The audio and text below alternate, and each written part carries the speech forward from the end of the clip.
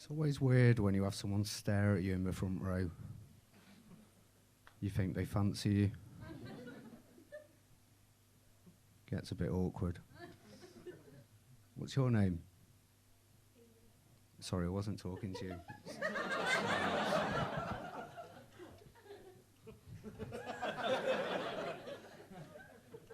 I got invited to a meeting the other day, and I sat with my project team. I said to them, let's have a brainstorming session. One of my colleagues said, Ben, you can't say that anymore. It's offensive to epileptics. You've got to say idea shower. Do you want to go for an idea shower? Just sounds wrong. So before I came on tonight, my parents gave me some advice. The first piece of advice was, son, we paid for you to go to university and get a psychology degree. You haven't really done anything with it, so why don't you start using it? So, ladies and gentlemen, this will be the worst 5 minutes of comedy you'll ever see in your life. Second piece of advice was, be politically correct. It's 2019. I'll try. Having a psychology degree, you get some weird questions over time. One of the weirdest questions I've ever been given is, take any serial killer and put them on a modern-day TV show. So I went for Fred and Rose West on Grand Designs.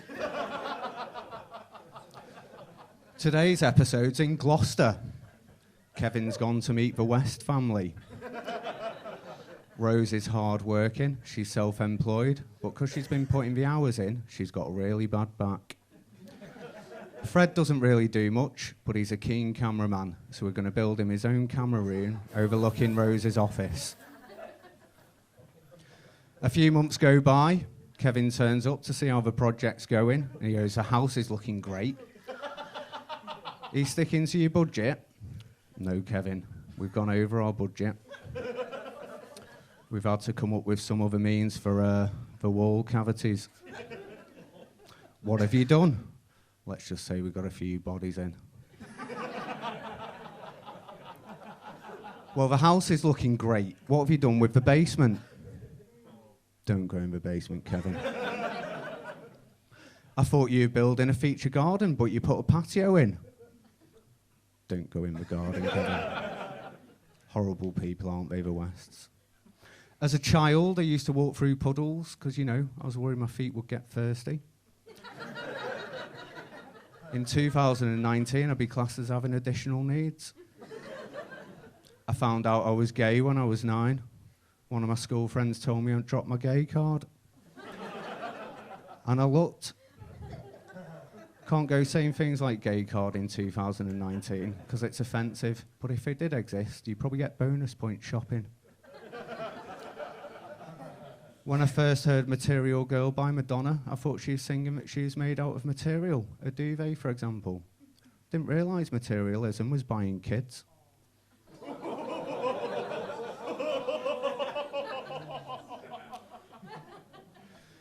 We've had quite a few kids born in the family over the last few years, and they've started asking me to read them bedtime stories.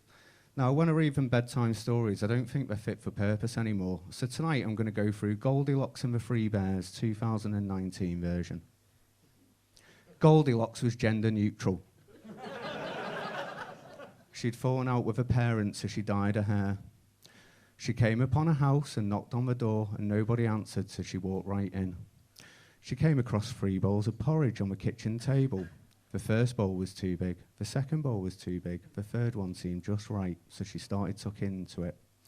Oh, this isn't vegan, she said.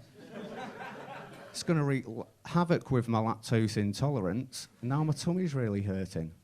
So she went into the next room and found 3 chairs. The first one was too big, the second one was too big, the third one seemed just right. Goldilocks sat in it. A few minutes after sitting in it, it broke into tiny pieces. Goldilocks felt body-shamed. Her tummy was really hurting by this point, so she walked around some more and found a bedroom with 3 beds in it. She thought, 3 beds in one room? That's weird. I hope it's not the Fritzl's house.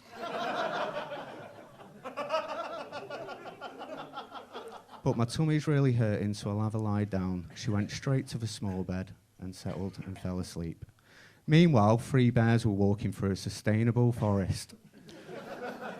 There's Papa Bear, Mama Bear, and Baby Bear. I do have to apologise, it is a heterosexual marriage. Baby bear was walking through puddles because, you know, he was worried his feet were thirsty. Mama bear and Papa bear were arguing. Papa bear just lost his job, got caught shagging his secretary.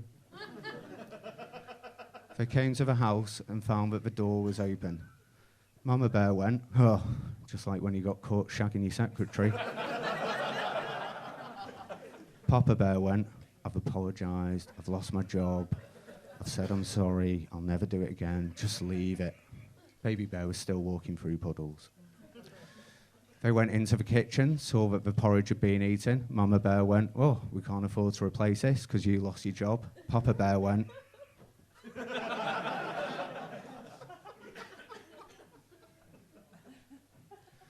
They went into the lounge, saw that the chair was broken. Mama bear still going on.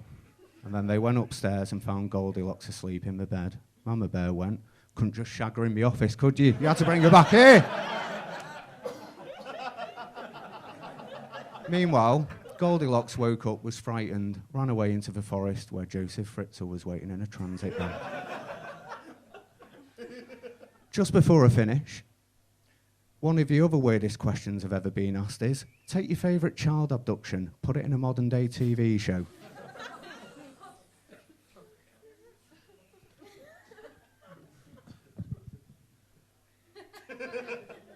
So I went for Shannon Matthews on Cash in the Attic. My name's Ben Lund, thank you for your time.